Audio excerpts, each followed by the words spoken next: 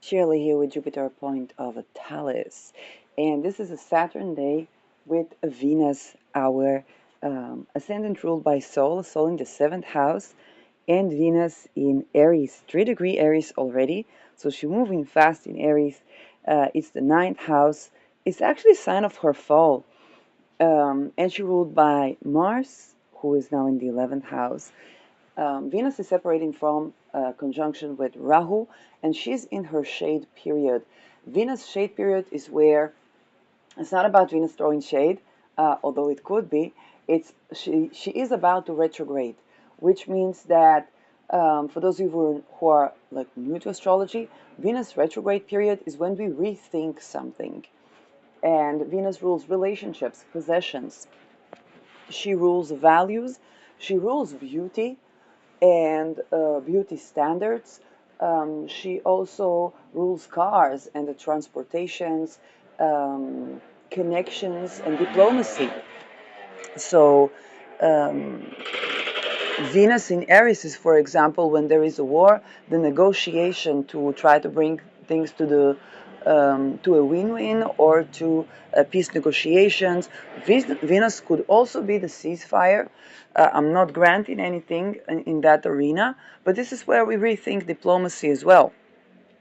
So um, I actually want to talk about Neptune that's applying now to conjunct Rahu, and a topic that is associated with relationships, and this is hard aspects between Neptune and Juno, natally and or in transit. So Juno is an asteroid that associated, funnily enough, with marriage, but I wonder about that and about the context, the societal context about that, because while Juno rules the spouse, the story of Juno was that her husband was unfaithful to her, but she remained faithful to him. So it's kind of, hey, what about context? What about social context? And with Juno, okay, it's important to remember you don't have to run a monogamous situation where but the other party is not monogamous, or you don't have to stay in such a situation if you do want monogamy. Um, Neptune is about the void, it's about a liminal space. You think about when you are in a closed space or traveling overseas and you are in the dream state, you are alone essentially, but that void exposes you to other facets of reality. So, and I'm not talking about your inner thoughts necessarily. I'm actually talking about mediumship.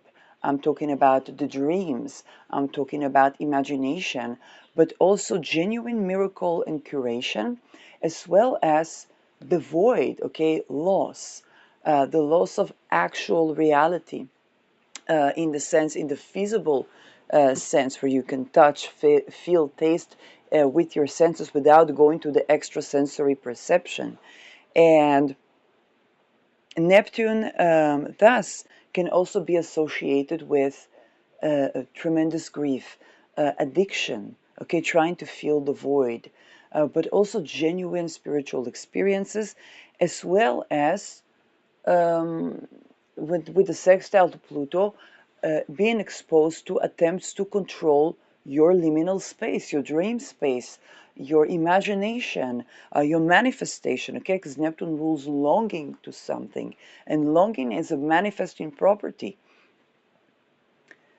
Pluto sextile Neptune might be a situation where there are attempts to control what you long for. And that can be, for example, through movies, through cultures. You want to think about the rom-com situation, okay, where a movie has to excite people, but it can also create a situation where people go after the art or after the songs. I actually had a relationship coach, and she worked on art and culture. So she began to expose me to movies where love is actually healthy, it's not drama of longing to and high drama. So as people place also spiritually the twin flame stories, and the music, because so much of our music is manufacture for us to always long for something that's not within our grasp. And many times that is ruled by Neptune. Okay, how many love songs do you know that are actual love songs? That there's actual love there, not just the longing for something that is missing. And now, as Venus approaches her shade period and she's separating from conjunction to Neptune, she's going to conjunct the Neptune again. So this is a time to talk about also hard aspects, not only with Venus and Neptune, but also with Juno and Neptune. And I have natal Juno in a bit of a hard aspect to my Neptune, and Neptune is now squaring my Juno. So I can give a little bit of a personal experience from that. And uh, what my experience says is that what the hard aspect does is high on what the ideation is. And that means, but it's also high on where loss can be experienced. And so you are in a situation where, for various reasons, depending on your chart, you could be quite isolated from, let's say, regular chances to meet a partner. Okay, for me, it was along the line. I have Neptune next to my midheaven, along the line of my career. I was exposed to things that put me as a little bit of a targeted individual situation, sometimes even a lot, and attempts to control over who will be my partner, to be very, very exact and very particular, and then not in a healthy way.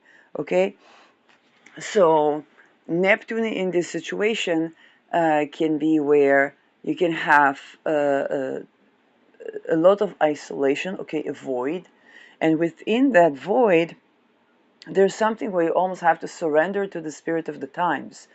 Um, okay, a good for example, a talisman of Neptune trine or sextile Venus could be appropriate to fix that issue, and I will tend to do such talismans. But in essence, Neptune rules spies and espionage. Neptune rules drugs and drug lords. Neptune rules that which is dual, psychiatry, psychology, also channelers and mediums and healers.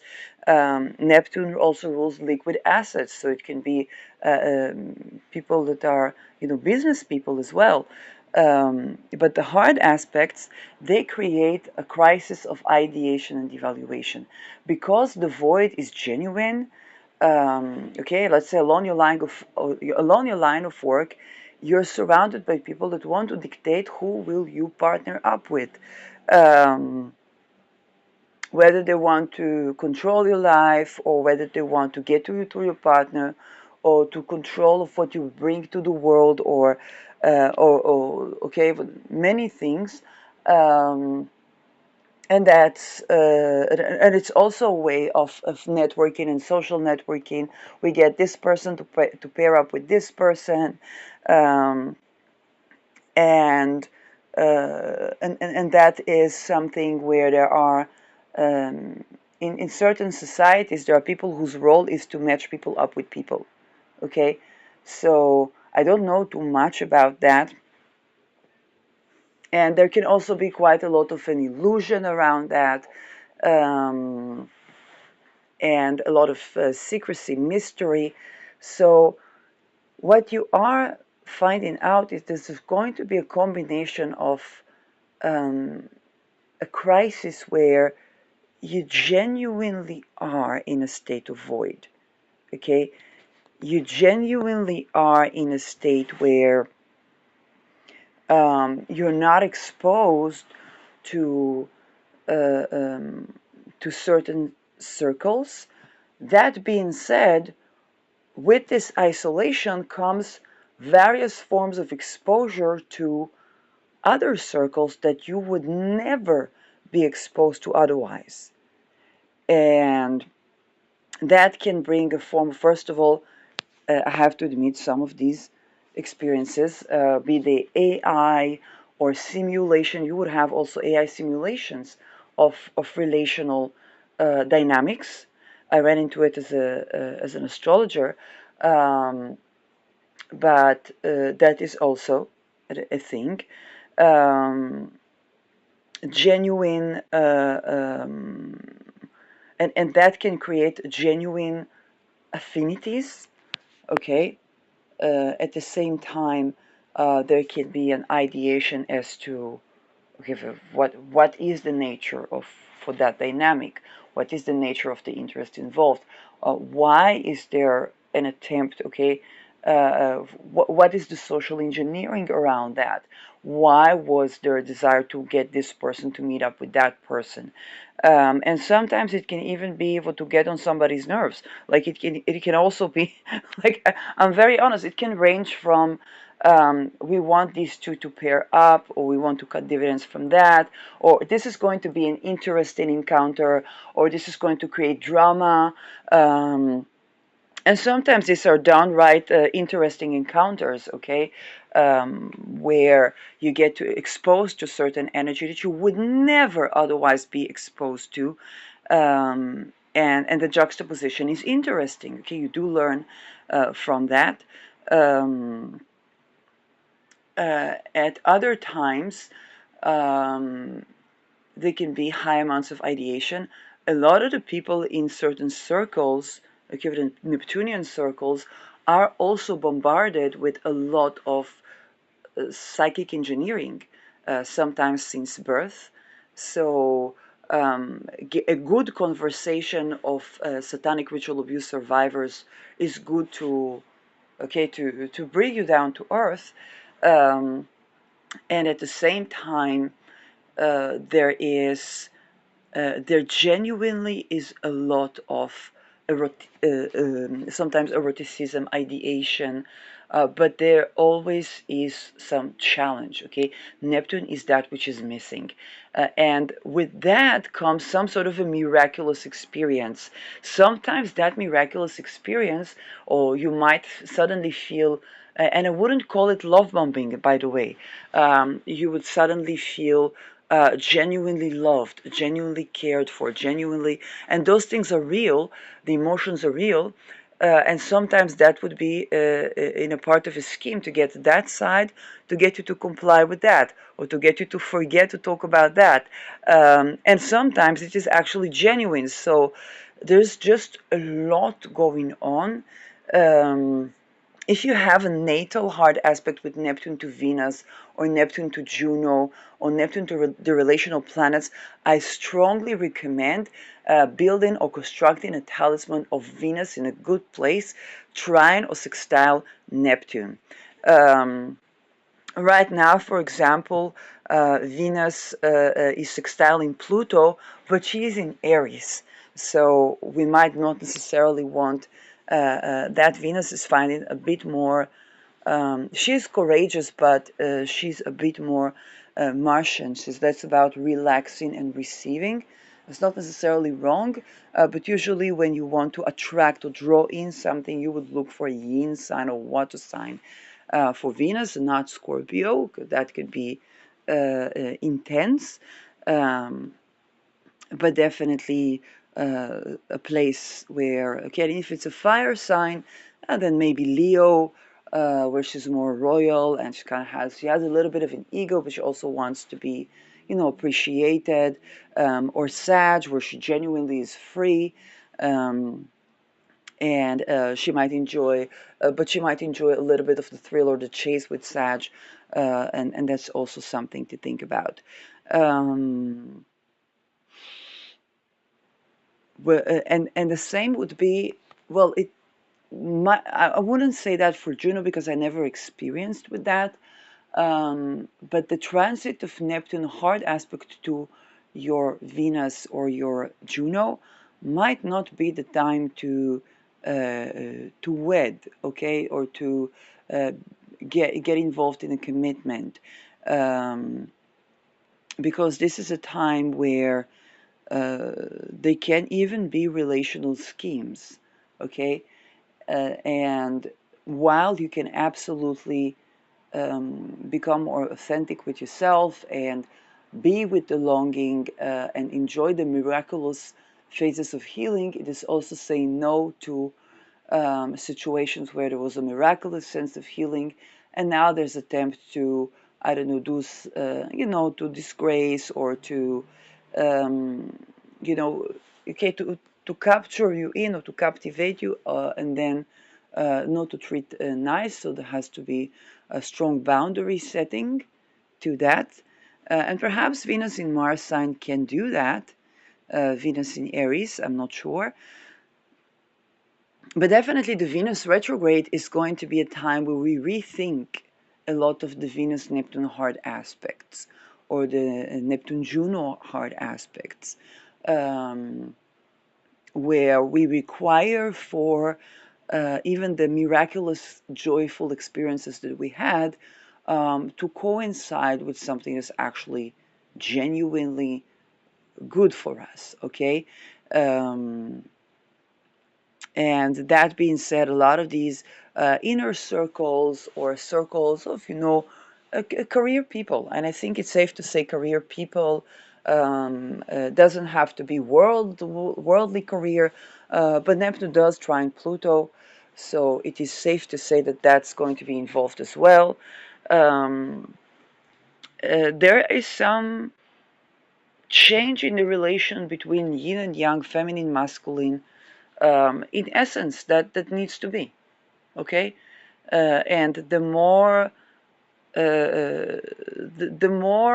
that occurs, the healthier the relationships. And this is something that is very challenging. And if you listen to survivors of satanic abuse and you take into account that the children nobody came to save is our current elite, you understand that there is a lot to tackle and that the void is mutual. The longing is mutual. The void is mutual. The ideation can be mutual. The state of limerence can be mutual. Okay? Um, the, uh, uh, the getting carried away with something can be mutual. And then the coping mechanisms of attempting to control a situation, those can also be at least somewhat mutual. Okay, so there's a lot of authenticity work to do, but there's also the question of in this economy. Okay, economy has to be compatible with the yin-yang balance, with healthy relationships. And by design, a lot of the economy is based on perpetual trauma to control the economy. But you don't have economy without people and without resources, right? So um, this is a situation where um, sometimes the reality check is that the dream is real. We're going to be revising a lot of our psychiatric and psychological view on um, on relationships because Venus is going to conjoin Neptune. And so I've been running to a video where there was an ex-CIA or FBI agent, and she was talking about narcissism. And as she was talking about narcissism and explaining that, she never created eye contact with the interviewer. Her eyes went everywhere, and she was a very beautiful woman, very good pose, good posture, very confident. She knows how to present herself, but when that segment which she spoke about narcissism, her eyes rolled everywhere around. But with eye contact. And she said, because our society is very individual, all the time I feel this, I feel that, and everybody has to approve for somebody's feelings. And if you had any experience with actually curating after unhealthy relationships, you know one thing that your so-called narc ex was double agent by force, which means they recruited by force. Sometimes your partner, also man, was raped, tortured, and thus displayed this narcissistic coping mechanisms, okay, where they had to constantly lie, they depended on attention, they needed to control everything, they were doing a smear campaign, okay, so not to be exposed, so that you wouldn't be believed, okay, all of that so that they wouldn't be exposed as a double agent. Um, and you didn't know about that, okay? And then you would went to authorities and you would went to court, and then the psychologists didn't know about that. And then for the psychiatrists, they didn't know about that. And then they started to act like this themselves because a lot of them are double agents as well.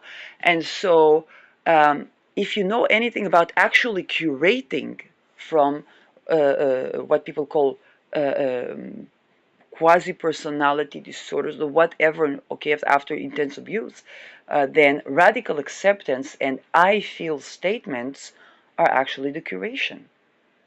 For example, I feel frustration, I feel anger, I feel rage, okay, I feel all boundaries have been, okay, violated, or I feel enamored, I feel sensual, okay. I think sensual is, I don't know if it counts as a feeling. But this is something where if you would go to therapy and your therapist was not MK Ultra trying to recruit you to some cult or keep you in some cult, then they would work very hard with you on I feel statements. How do you feel? No, this thinking, a thought is not a feeling. Not I think, I feel. And to validate for your feeling, for your emotional experience. And this is a part to do with the health and your access to your identity. And then what she said is like, we are a very identity oriented society. And her eyes were rolling everywhere around. She's beautiful, beautiful big blue eyes. And she usually makes very good eye contact. She was talking about that. The social engineering was peering through the lack of eye contact. And this is, for example, something that we would rethink because identity is actually essential to your mental health. And I feel statement reconnect you with your emotional well-being, okay, with your emotional identity. Okay, one of the countries that suffered a lot for social engineering of emotions was Germany, where at work you were expected to fake emotions, very simply put. And that created a lot of mental problems for employees and almost a mental pandemic. And one of the curations, for example, in Netherlands, when schooling was still schooling, was learning emotional intelligence. And learning to identify your feeling is a part of having good mental health. Okay? For example, say I feel anger rather than acting it out is so important for good mental health. So, and having identity, one of the things that as I was recovering was working was trying to establish identity, okay? And the web, what do I like? What do I dislike? Okay, what color do I like? Well, that depends on my mood. Who am I outside of the trauma? Okay, so that is very important. For example, I was escaping human trafficking. I said, I'm an astrologer. There are all these things that I like to do.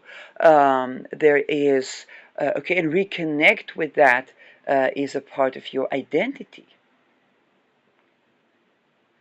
So with Venus going back to conjunct Neptune, we are going to be rethinking personality disorders and the psychiatric view of relationships.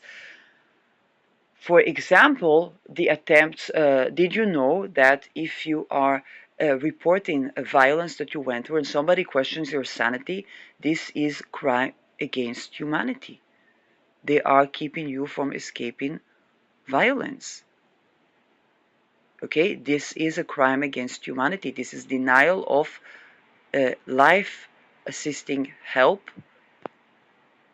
that respects your sovereignty, and this is a crime against humanity. It's illegal. Of course, there's a problem with the jury also being subjected to a lot of pressures and extortion calls and so on. But this is not it's not any form of medical practice. Okay. And I speak that with authority, as I have researched the medicine and philosophy of medicine, and I'm well informed in the Hippocratic Oath, also as a holistic health practitioner. Okay, I have the authority to say what I say.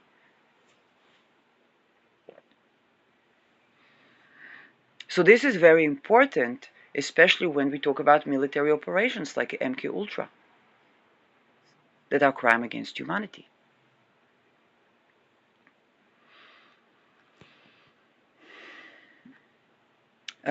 One sexpionage that was in the USSR is Eliza, that talks about the use of rape to create a sexpionages in the USSR, and the fact that USSR actually fell for that because she was used to take down a drug lord, but the USSR fell.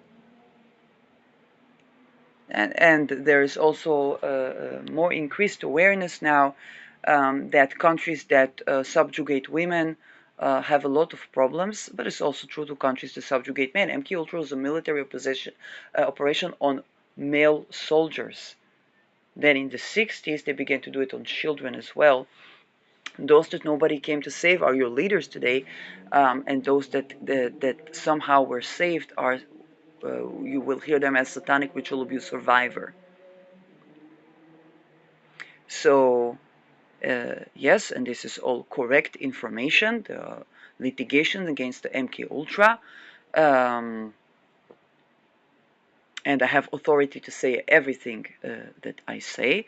Any attempts to discredit or claim that as misinformation is crime against humanity and cooperation with illegal medical experiments, human trafficking,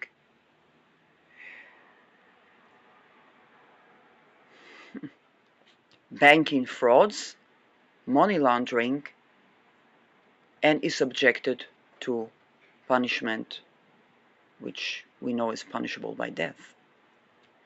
So, in that respect, you would see with Neptune hard aspects the attempts to get people into those situations.